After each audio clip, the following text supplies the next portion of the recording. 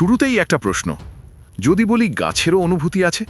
যে সময়ে সবাই বিশ্বাস করত গাছ মানে শুধু কাঠ আর পাতা, সেই সময় একজন মানুষ বলেছিলেন, না, গাছও বাঁচে। তিনি কোনো বিদেশি বিজ্ঞানী নন, তিনি আমাদেরই জগদীশচন্দ্র বসু।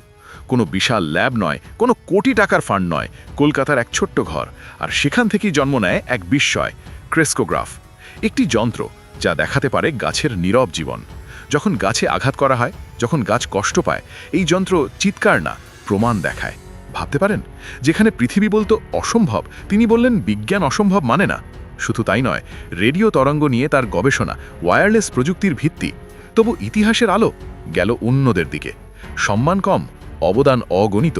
কারণ সত্যিকারের বিজ্ঞানীরা খ্যাতির জন্য লড়েন না, তারা লড়েন সত্যের জন্য।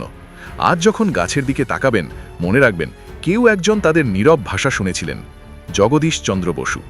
যদি ভিডিওটা আপনাকে শিহরিত করে, তবে লাইক দিয়ে কমেন্টে লিখুন, বিজ্ঞান কখনো থামে না।